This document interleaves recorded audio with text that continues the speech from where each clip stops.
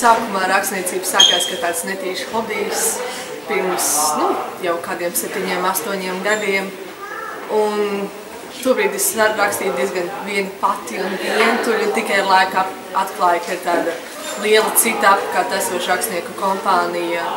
Un tad attiecīgi parādījās arī Nenovrimā, kas apjauta, ka šī kompānija patiesībā uz pasaules ir vairāki 100 000, kas bija tāds tiešām kultūras šoks, bet kaut kas tāds, ko laika gaitā es zinu, es būtu sasniegusi un ko es novērtēju, ka es esmu sasniegusi. Un tad pavisam netīšām hobijs pārvērtās par pilnīgu aizraušanos. Pavisam netīšām arī izdevās izdot pirmo grāmatu, un pēc tam drīz sakoja arī otrā. Un ir paredzētas vēl 2 manā apakšzemes leģendu grāmatu sērijā.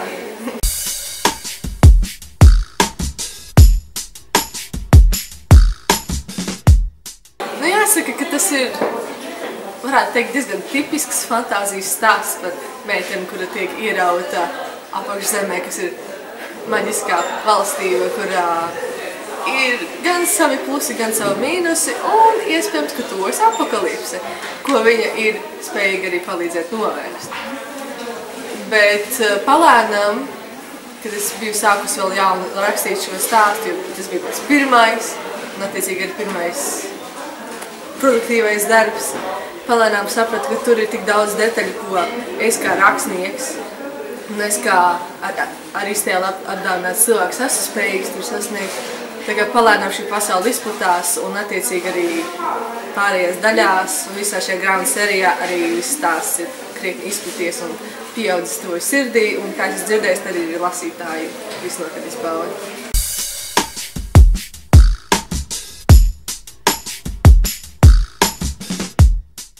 Es tiku ievilkt diezgan netīši, viens paziņa bija par to padzirdējis, un pēc cik viņš zināja, ka es jau rakstu pastāvīgi, tad viņš piedāvāja, ka tas būtu interesanti paņemt tieši šādu izaicinājumu, tieši šādu milzīgu apjomu, kas man tobrīd bija diezgan sveša lieta. Un varbūt pirmais gads bija neveiksmīgs, bet pārējos es triumfēju samērā laimīgi. Un Nenovrimā noteikti man palīdzēja tiešām pacelt šo apjomu, jo pat, ja tā teikt, varētu teikt, steidzoties ātri rakstīt, kvalitāte ir nosacīta, bet tieši strādājot pie kvantitātes var arī sasniegt to kvalitāti arī ātrāk rakstot.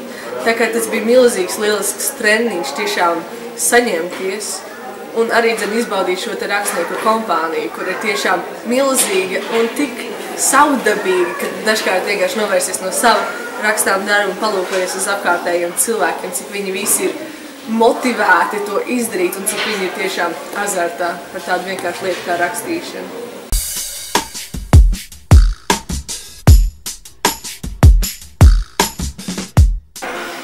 Protams, ka es esmu izjutis, man šķiet, ka pilnīgi katrs ir to izjutis. Šogad man viņš arī iestājās, tā bija mana radošā krīze pirmajā dienā, kurā es neko neizdarīju pirmajā dienā. Un tad man bija otrās nedēļas sindroms, tikai viņš notika 3. nedēļā, viņš bija nedaudz novīdījies. Bet, jā, diezgan regulāri ir ārpus Nenovrimā, man ir bieži tā, ka es negribu neko rakstīt, es uzskatu, ka tas ir pilnīgs mēsls, un kāpēc es vispār vēl cenšos.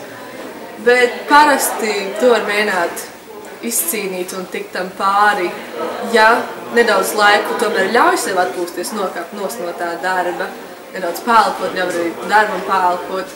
Vai arī, piemēram, paklausoties kādus iedvesmojošus vārdus no citiem cilvēkiem, palasīt iepriekš uzrakstīto un iespējams ir labāks noskaņojums secināt, ka tik liels mēsls varbūt tas nav.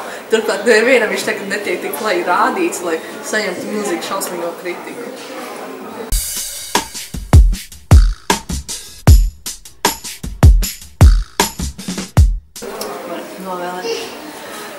Noteikti nevajag baidīties no izaicinājumu, noteikti nevajag šaubīties par savu spēju pat īsā laikā sasniegt kaut ko tiešām vērtīgu.